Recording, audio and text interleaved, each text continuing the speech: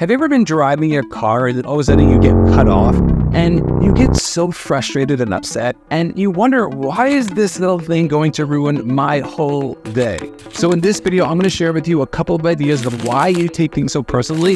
And if you stay to the end, I'm going to give you some tips about what it is you can start to do today to make sure that you are not going to be getting so emotional when unexpected things happen to you in your life. If you're new to the channel, my name is Schwartz and I'm a high performance coach. I work with people both personally and professionally. If you are looking to live a richer life, make sure to hit that subscribe button. I was one time talking to one of my clients and she was telling me the frustrations that she had when she would tell her children to just take the laundry out of the laundry room. She was nice enough to do the laundry, she was nice enough to fold the laundry, but for some reason her kids just weren't able to just take it from the laundry room to their bedroom. And she started getting so frustrated. And the more we spoke about it, what really came out was she was taking it a little personal. She kept saying things like, why aren't they listening to me? I told them a million times. And when we start to use those words of me and I, we start to realize, you know what? It's really something I need to start to work on because I'm taking it too personally. Not to say that she shouldn't have a standard in her house and not to say that she shouldn't get frustrated and understand it's not really the laundry. Then we can start to work on ourselves. So there are three main issues that come up when people try to work on themselves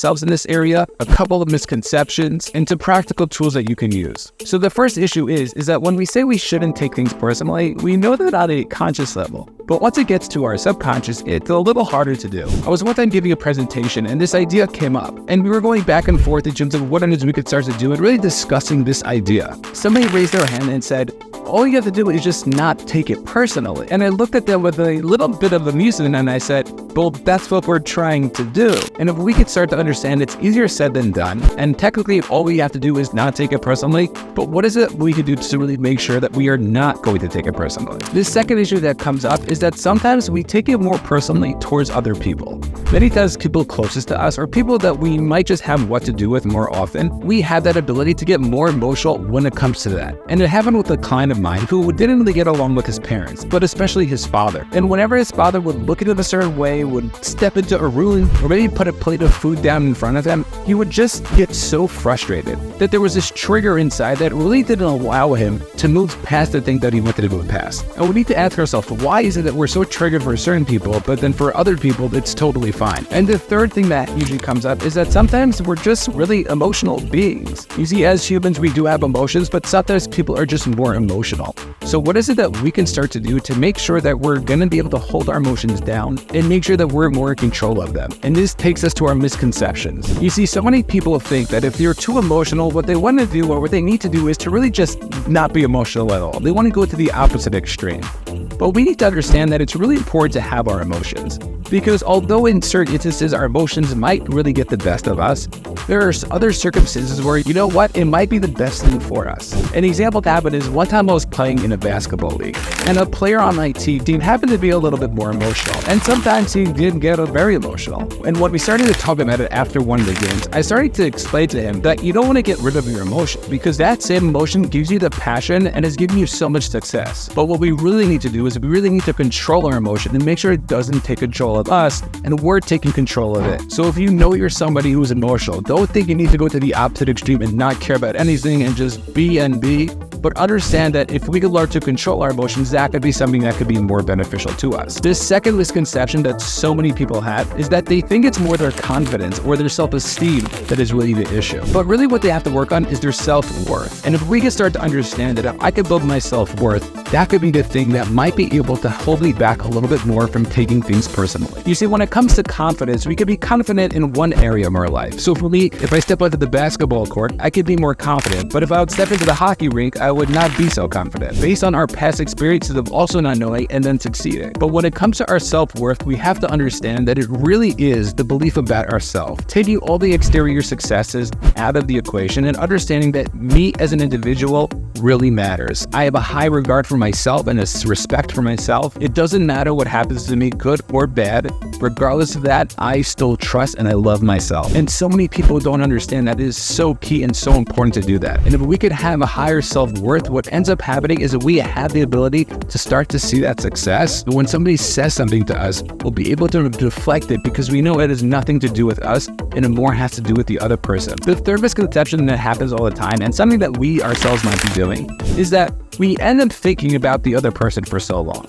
How many times does something happen to you in the morning and then the rest of your day you're focusing on that person, on that incident? And if it's somebody closer to you who might have said something to you, you might be replaying that story in your head. You might be living through that moment over and over and over again. And you might be thinking what that person is thinking about you and have this whole conversation in your head that's really not happening. But what we need to understand is that person is not thinking about you. So many times we build in our own heads and think about somebody else or a certain experience that happened, but understand that they're not thinking about you as much. Not surprisingly, a lot of people are selfish and they're really only caring about what is going on around them. And if we can start focusing on what really matters to us and not focusing on what's going on around other people, we'll understand that we will waste so much energy when it comes to this. It's the hardest thing when it comes to friends and family who we care about. But understand so many times when somebody says something to us, they're not necessarily thinking about us as much as we're thinking about them. So what am I supposed to do? What are certain tools that I could start to use in order to make sure that I can start to see that success and not really take things so personally? The first idea that we need to understand is after the fact that you take something personally. So once you were able to calm down, whether it's a few hours, a few days, whatever it is going to be for you,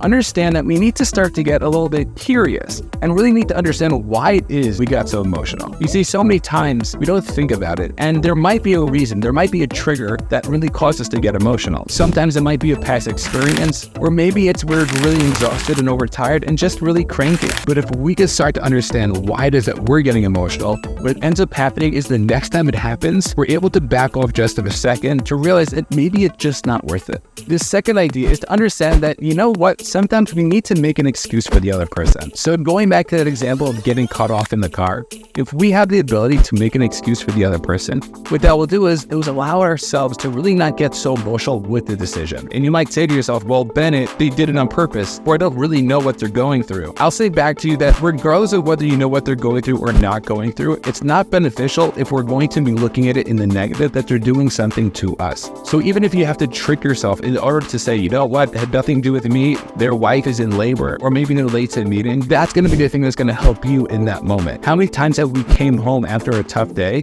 and our families have to deal with our garbage and our heaviness when really it's something that we should have dealt with beforehand? The third tip that we want to do, I heard from Alex Ramosi, and he talks about how so many times the reason why we get so emotional is because we give it a certain meaning to what the person says to us.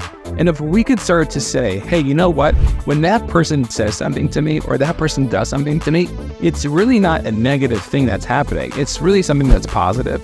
We can start to switch the experience. So instead of going from a negative experience, we can go to a positive experience. And it's similar to making an excuse for the person, but to understand that many times when somebody says something to you, they're not necessarily saying it to you, but you have the ability to change how you experience it and how you digest that. So instead of initially reacting to the experience, we have the ability to step ourselves up in a place where we're going to be even more successful and not get emotional about it. And the fourth and final tip, which is probably the biggest one that you can use, is to understand that we have to sort of separate our emotion to the experience.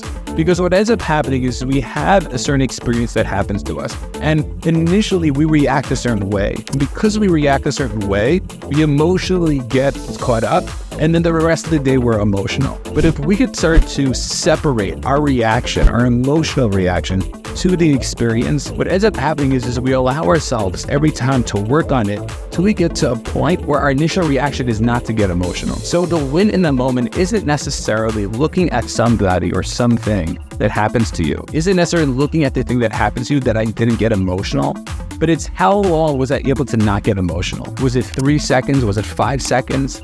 And to really build up your tolerance. If I told you 6 months ago that in 6 months from now, you won't be taking anything personally, would you taking me up on it? And what we need to understand is that if we could work on ourselves for a couple of weeks or months to be able to not take it personally, would it not be worth it? So the next time somebody does something to you, the next time somebody says something to you, the next time somebody doesn't subscribe to your YouTube channel, which I highly recommend you doing, make sure to really take the emotion out of it and to slowly build your tolerance up over time. Because the longer you could delay that reaction, the more likely you're not going to get emotional about it, and then you'll be able to move on with your day. Let me know which is your favorite idea in the comments below, and don't forget to check out this next video.